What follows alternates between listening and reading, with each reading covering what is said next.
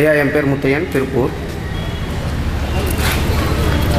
அதாவது இப்போ உங்களுடைய மதத்தில் வந்து லா இல்லாலா இல்லல்லா முகமது ரசூலுல்லான்னு சொல்லிட்டு அப்படின்னு இருக்குது. இதற்கு வந்து இறைவன் ஒருவனே, முகமது வந்து இறை தூதுவர் என்று சொல்லுபவர்கள் வந்து இஸ்லாமியர்கள். இதை சொல்லாதவர்களுக்கு வந்து நரகம்தான். இதை யார் சொல்லவில்லை என்றால் அவர்கள் எல்லாருக்குமே நரகம்தான் வந்து உங்களுடைய கோட்பாடுபடி இருக்கிறது. இதற்கு வந்து பார்த்திங்கன்னா, அப்படி பார்த்திங்கன்னா நான் இந்து மதத்தை சேர்ந்தவன். இன்றைக்கி கிறிஸ்துவ மதத்தில் இன்றைக்கி மனித பிறவி என்பது சொல்கிறது பார்த்திங்கன்னா, அவன் போன ஜென்மத்தில் செய்த சில பாவங்களை, இந்த ஜென்மத்தில் கர்ம வினைகளை வந்து நம்ம வந்து திருப்பி பிறவி எடுத்து இன்றைக்கி பிறவி இல்லாத ஒரு வாழ்க்கை, மரணம், பிறவி அறுப்பு வேணும்னு சொல்லி தான் இந்த மனித பிறவி மாதிரி ஒரு பிறவி இல்லை அப்படின்னு சொல்லி நிறைய மதத்துலேயும் சரி சொல்லி கொண்டிருக்கிறார்கள், படித்திருக்கின்றேன்.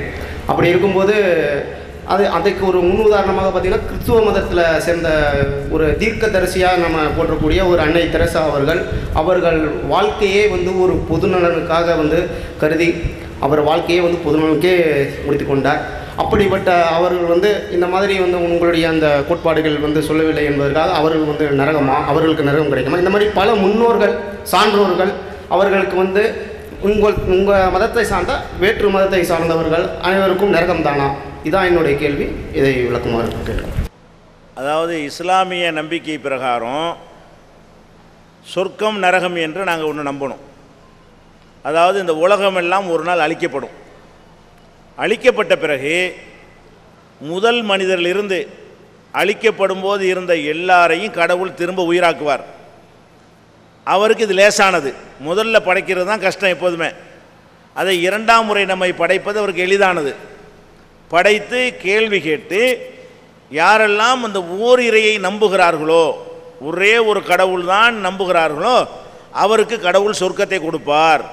அந்த ஒரு கடவுள் கிடையாது, எதை வேண்டாலும் நான் கடவுள்னு சொல்வேன் இருப்பார்களே, ஆனால் அவங்களுக்கு சொர்க்கம் கிடையாது, நரகம்தான் என்று இஸ்லாத்தில் இருக்கிறது. அதான் கேட்குறாரு. அது ஏன் மற்றவங்கள நல்லது செய்யத்தானே செய்கிறாங்க. முஸ்லீம்களை விட மற்ற சமுதாயத்தில் தெரசா மாதிரி உள்ளவங்கள்லாம் நல்ல நல்ல காரியங்கள்லாம் செஞ்சு தானே இருக்கிறாங்க. அவங்களுக்கு ஏன் இல்லைன்னு சொல்கிறீங்க? இதுதான் அவருடைய கேள்வி. முதல் விஷயம் என்னன்னு கேட்டால், நம்ம எந்த ஒரு கொள்கையை கோட்பாடை சொல்வதாக இருந்தாலும் அதில் வந்து போலித்தனம் இருக்கக்கூடாது, உண்மை இருக்க வேண்டும், நடிக்கக்கூடாது. மக்களை ஏமாத்துறதுக்காக வேண்டி என்ன செய்யக்கூடாது, மக்களுக்கு தகுந்தவாறு மறைச்சி ஒளிச்சுலாம் பேசக்கூடாது. அந்த அடிப்படையில் பார்த்திங்கன்னா எல்லா மதங்கள்லையுமே அந்த மதத்தில் இருந்தால் தான் மோட்சங்கிற கொள்கை இருக்கிறது. இஸ்லாத்தில் மட்டும் கிடையாது. ஒரு கிறிஸ்தவ மார்க்கத்தில் கிறிஸ்தவராக இருந்தாலே தவிர வேறு யாருக்கும் பாவ மன்னிப்பு கிடையாது என்று இருக்கிறது. கிறிஸ்தவராக இருந்தாலும் அந்த இயேசு வந்து நம்முடைய பாவத்தை சுமந்து கொண்டார், பலியானார் என்று நம்பினா மட்டும்தான் அவர் பரலோக ராஜ்யத்தில் பிரவேசிக்க முடியுமே தவிர மற்றவங்க முடியாது என்ற நம்பிக்கை கிறிஸ்தவ மார்க்கத்திலும் இருக்கிறது. அதே மாதிரி இந்துக்கள்லையும் வந்து இந்த கோட்பாடில் இருந்தால் தான் அவருக்கு வைகுண்ட பதவி கிடைக்கும். முஸ்லீம்கள்லாம் மிலேச்சர்கள், அவங்களுக்கெல்லாம் வைகுண்ட பதவி கிடைக்காது என்கிற ஒரு கொள்கை யாருக்கும் இருக்கிறது? இந்து மதத்திலும் இருக்கிறது. இஸ்லாத்தில் சொல்லக்கூடிய வைகுண்ட பதவி வந்து முஸ்லீம்களாக இருந்தால் தான் கிடைக்கும்னு இஸ்லாத்திலும் இருக்கிறது. இது எல்லாத்துலேயும் இருக்கிற விஷயம். அதாவது முஸ்லீமில் மட்டும் இருந்து மற்றதில் இல்லாமல் கிடையாது. அப்போ எல்லா மதங்கள்லையுமே இந்த மதத்தில் இருந்தால் தான் வெற்றின்னு எல்லாரும் சொல்கிறாங்க. இல்லை, இந்துக்கள்கிட்ட இந்து மதம் தான் வெற்றி, கிறிஸ்தவர்கள் அதான் வெற்றிமாங்க, புத்த மதத்தில் இருந்தால் வெற்றிமாங்க. வெற்றினா அந்த வெற்றி தான். இப்போ எல்லா மதத்தில் உள்ளவங்களுமே அவங்கவுங்க போகிற வழி தான் சரின்னு நம்புகிறாங்க, அவங்களுக்கு தான் மோட்சம் கிடைக்கும்னு நம்புகிறாங்க. அந்த மாதிரி தான் இஸ்லாம் சொல்கிறது. இதை ஒளி என்னன்னு கேட்டால், இப்படி கேள்வியாக கேட்கும்போது உடைச்சி இஸ்லாம் வந்து ஒத்துக்கிற மறுக்காது. மற்றவங்க அதை சொல்லாமல் என்ன செய்வாங்க, அதை வெளிப்படையாக சொல்ல மாட்டாங்க. அது கருத்தை தான். நீங்கள் ஆழமாக கேட்டிங்கன்னா, ஆமாம் உங்களுக்கெல்லாம் மோட்சம் கிடையாது, நீங்கள் இதை ஏற்றுக்கிட்டால் தான் உங்களுக்கு மோட்சம் கிடைக்கும்னு சொல்லிடுவாங்க. அப்போ இது ஃபஸ்ட்டு விளங்கிக்கிறேன்னா எல்லா மதத்தில் உள்ளவங்களும் இந்த கொள்கையில் தான் இருக்கிறாங்க. சரி, அப்போ இஸ்லாத்தில் ஏன் இது இருக்குன்னு பதில் சொல்லுவோம். மற்ற மதத்தில் உள்ளவங்களுக்கு மற்ற மதத்தில் பதில் சொல்லிக்கிடுவாங்க. இப்போ இஸ்லாத்தில் இருந்து நாங்கள் பதில் சொல்லணும் இல்லையா அந்த கேள்விக்கு?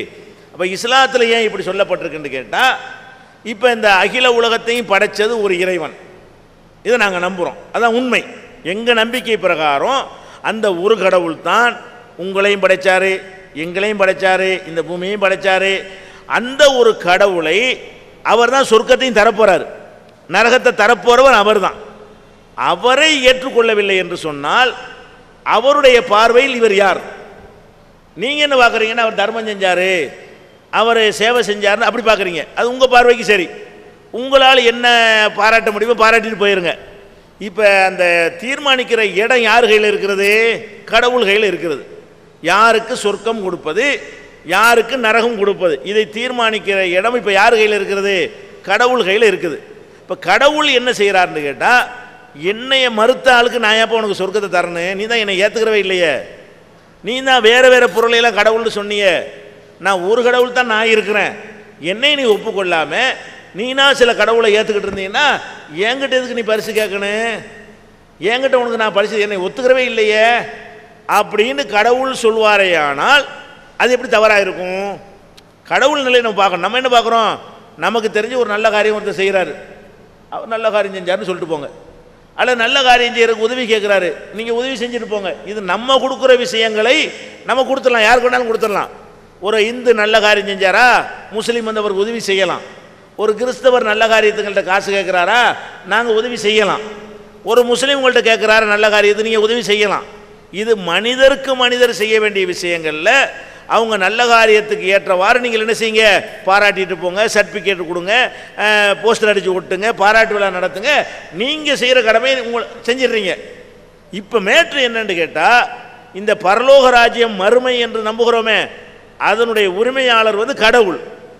கடவுள் என்ன சொல்கிறாருன்னு கேட்டால், என்னையே நீ கடவுள்னு ஒத்துக்கிறலன்னு சொன்னால் என்னிடத்தில் பரிசை எப்படி கேட்ப? நீ தான் ஒத்துக்கிறவே இல்லையே. என்னை நீ கடவுள்னு ஏற்றுக்கிறவே இல்லையப்பா. நீ எதையோ கடவுள்னு சொன்னியப்பா. நான்லப்பா எல்லாத்தையும் படைச்சிருக்கிறேன், நீனா படைச்சி வச்சுட்டு ஏன்ப்பா கடவுள்னு சொன்ன என்று கடவுள் நிலையிலிருந்து பார்த்தால் இந்த தீர்ப்பு எப்படி நீ தப்புன்னு சொல்ல முடியும்? இதை இஸ்லாம் உடைச்சி ஒளிப்படையாக சொல்லுகிறது. அவ்வளோ வேணாங்க. ஒரு நாடு இருக்கிறது, ஒரு நாட்டில் ஒருத்தன் வந்து அந்த சலுகை எப்போ எதிர்பார்க்க முடியும்? அந்த நாட்டினுடைய பிரதமரை அவன் பிரதமர் என்று ஒத்துக்கொள்ளணும். அவன் வந்து பிரதமர் ஒருத்தர் இருக்க, இவன் போட்டி பிரதமர்னு வச்சாண்டு வைங்க, வச்சுக்கிட்டு இவன் செயல்பட்டாண்டு வைங்க, பிடிச்சி உள்ளே ஓட்டுருவாங்களா இல்லையா?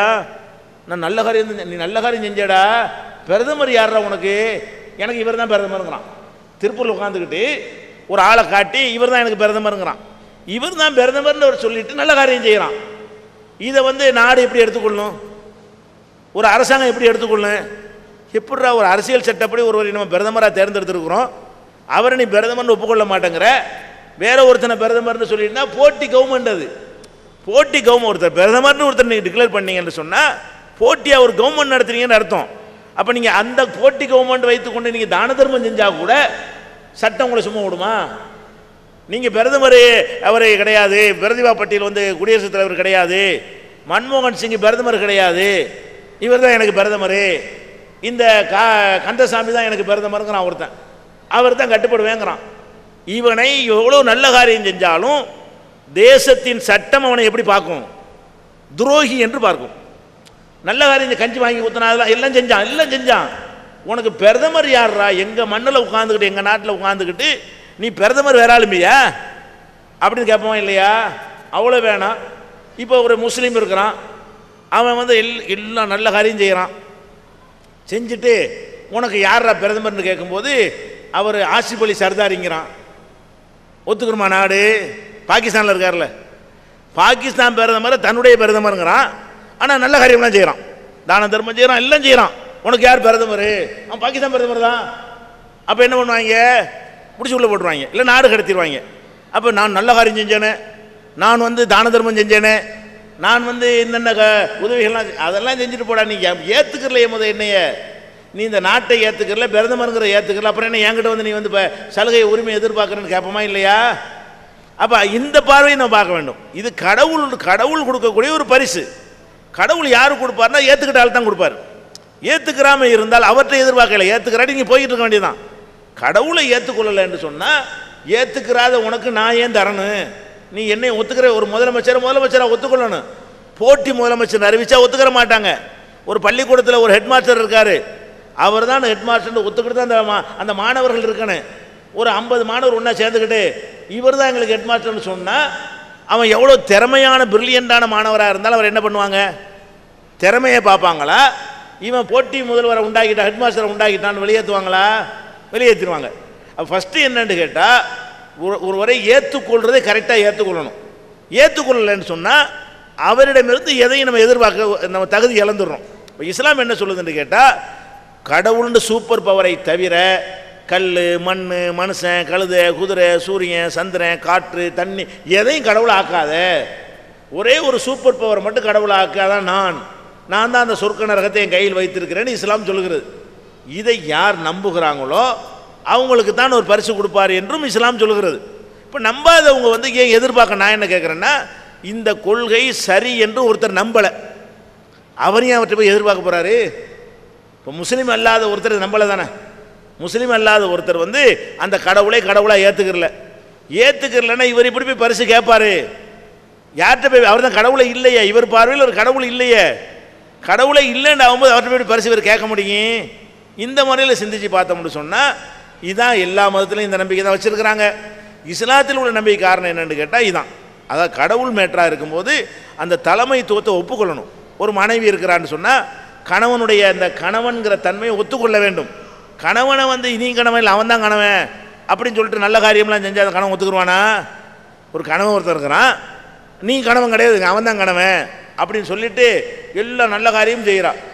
அது உங்களுக்கு வேணால் நல்ல காரியமாக இருக்கலாம், அந்த கணவனுக்கு அவ யார்? அந்த கணவன் பார்வையில் அவள் யாருன்னு கேட்குறேன். யாருடைய பார்வையில்னு பார்க்கணுமா இல்லையா? அப்போ கணவன் பார்வையில் இவன் வந்து என்னை கணவன் இல்லை வேற ஒருத்தனை கணவன் சொல்லிவிட்டா. நேற்று கூட பிடிச்சி ஒரு பொம்பளை இப்படி அடிச்சிருக்காங்க, ஒரு எம்எல்ஏவை. இன்றைக்கி இப்போ நான் தான் லைவில் ஓடிக்கிட்டு இருக்கு, ஃப்ளாஷ் நியூஸ் என்ன ஓடிக்கிட்டு இருக்கிறது. ஒரு நம்ம இந்தியாவில் தான் ஏதோ ஒரு மாநிலத்தில் உள்ள ஒரு பெண் எம்எல்ஏ என்ன பண்ணுறாங்க, புருஷன் இருக்கும்போதே இன்னொருத்தனை போய் கல்யாணம் பண்ணிவிட்டான். அந்த பொம்பளை புருஷன் ஒருத்தன் தனியாக இருக்கிறான், அவனை விட்டு ஒதுங்கி இருந்து டைவர்ஸ் பண்ணிட்டாது பண்ணி தொலையணும். அவனை புருஷன் மனைவின்னு இருந்துக்கிட்டே இன்னொருத்தனை போய் கல்யாணம் பண்ண உடனே ஊரே திரண்டு போய் மொத்துன்னு மொத்தி விட்டாங்க. அப்போ என்னத்துக்கு மொத்துனாங்க? அப்போ இது மேட்ரு என்னன்னு கேட்டால், கணவனுக்கு மனைவியே நீ இருக்கணும், இல்லைன்னா முடிச்சு விட்டு வேற ஆளை தேர்ந்தெடுத்துட்டு போ. இந்த ஒரு அடிப்படையில் சிந்தித்து பார்த்தோமே ஆனால் இஸ்லாம் சொல்லக்கூடியது வந்து ஒரு மத விரோதமானதாகவோ ஒரு துவேஷமானதோ நீங்கள் எடுத்துக்கொள்ளக்கூடாது. இது மக்களுக்கு நல்வழி காட்டுவதற்காக வேண்டி உடைச்சி தெளிவாக சொல்லுகிறது. நீங்கள் ஒரு கடவுளை ஏற்றுக்கிட்டால் தான் கடவுள்கிட்ட கூலி கிடைக்கும், இல்லாட்டி கிடைக்காது. இதுதான் இஸ்லாத்தினுடைய கோட்பாடு.